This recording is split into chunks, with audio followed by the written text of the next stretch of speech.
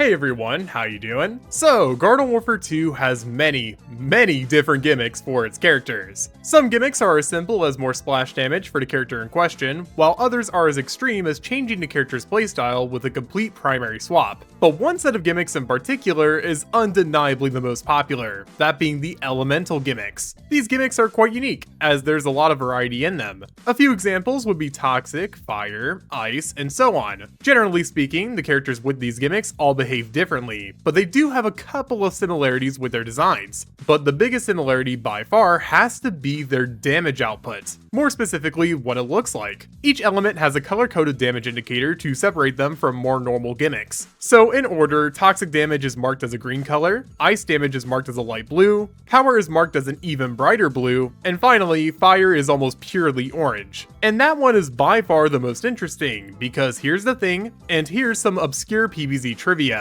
Fire is the only element in the shooter games that doesn't have consistent colored damage. Yeah, that's pretty weird, isn't it? Well, you could blame two characters for this weird discrepancy. The first and less interesting of the two is Torchwood. Frankly, the only reason he's here is because he has two abilities that allow him to do fire damage. So technically, he is a fire character. It's just that his damage output isn't always fire damage. So he has an excuse, but the same cannot be said about the other character.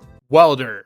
Welder doesn't deal real fire damage, technically. In order to show you what I mean, we'll use Fireflower as an example. As you can see with her, she deals nothing but pure fire damage with her primary, and this is all reflected by the damage indicator always being orange. But if we look at Welder, things are clearly off. He deals regular damage with his primary, with the fire effect being tacked on at the very end. This is very unconventional, and it makes him quite the outlier. But why does this happen? Well, I'm assuming PopCap doesn't quite know either, as in Garden Warfare 1, the exact same problem occurs, to a T. Yeah, that's bizarre. And while we could sit here and pretend like that wasn't some weird mistake, check out this early gameplay of Garden Warfare 1.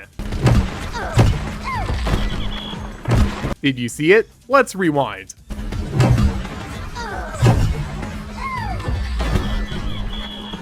Yeah, your eyes are not deceiving you. That is Welder doing real fire damage. PopCap everyone, let's give them a round of applause for consistency. Yep, clap it up.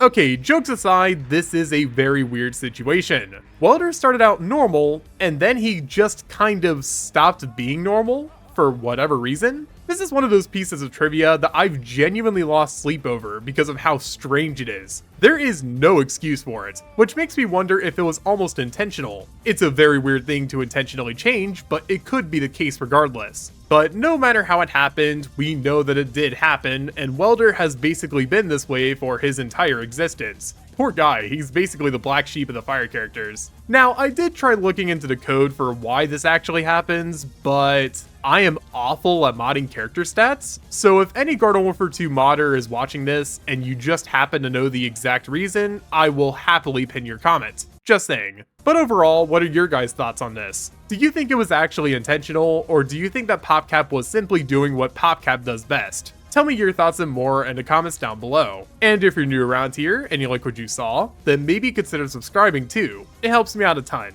Now, as for me, I'm gonna go ahead and make all of the other fire characters inconsistent like Welders, so I'll see you guys in my next video. Peace.